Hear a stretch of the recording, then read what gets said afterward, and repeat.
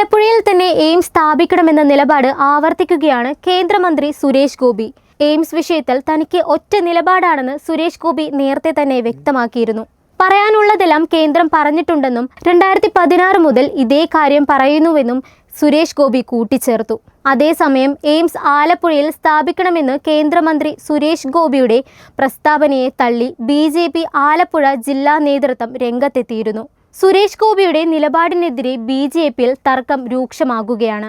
എന്നാൽ എയിംസ് വിഷയത്തിൽ സുരേഷ് ഗോപിയെ തള്ളി BJP സംസ്ഥാന ജനറൽ സെക്രട്ടറി MT രമേശ് രംഗത്ത് വന്നിരുന്നു. കേരളത്തിൽ എയിംസ് വേണമെന്നാണ് BJPയുടെ നിലപാട്. ഏത് ജില്ലയിലാണെങ്കിലും സ്വാഗതം ചെയ്യും.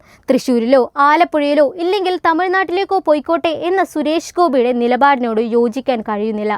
അത്തരത്തിലുള്ള നിലപാട് BJPക്ക് ഇല്ലെന്നും MT രമേശ് പറഞ്ഞിരുന്നു. എയിംസ് എവിടെ സ്ഥാപിക്കണമെന്ന് തീരുമാനിക്കുന്നത് കേന്ദ്ര സർക്കാരാണ്. എയിംസ് കേരളത്തിനാണ് ആവശ്യം, ഒരു ജില്ലയിലെ ആളുകൾക്കല്ല. കേരളത്തിനാണ് എയിംസ് നൽകുന്നത്. തൃശ്ശൂരിലോ ആലപ്പുഴയിലോ ഇല്ലെങ്കിൽ തമിഴ്നാട്ടിലേക്കോ പോയിക്കോട്ടെ എന്നെല്ലാം സുരേഷ് ഗോപി പറയുന്നത് വ്യക്തിപരമാണ്. അത്തരം അഭിപ്രായം BJPക്കില്ല. എയിംസ് കേരളത്തിൽ വരണമെന്ന സംസ്ഥാന സർക്കാരിന് യാതൊരു താല്പര്യവുമില്ലെന്ന് MT രമേശ് കുറ്റപ്പെടുത്തി. അതേസമയം സുരേഷ് ഗോപിയുടെ നിലപാടിനെതിരെ സംസ്ഥാന നേതൃത്വം ദേശീയ നേതൃത്വത്തെ പരാതി അറിയിച്ചിട്ടുണ്ട്.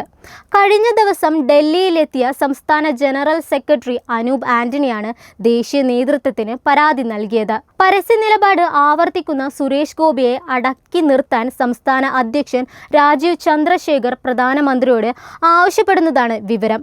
അടുത്ത ആഴ്ച പ്രധാനമന്ത്രിയെ രാജീവ് ചന്ദ്രശേഖർ നേരിട്ട് കാണും. കേരളത്തിൽ എയിംസിന് തറക്കല്ലിടാതെ താൻ ഇനി തിരഞ്ഞെടുപ്പിൽ മത്സരിക്കുകയോ പ്രവർത്തനങ്ങൾക്ക് ഇറങ്ങുകയോ ചെയ്യില്ല എന്നതടക്കം കലങ്കു സംവാദത്തിൽ നിരവധി തവണയാണ് കേന്ദ്ര സഹമന്ത്രി സുരേഷ് ഗോപി ഈ വിഷയം ഉയർത്തിയത്.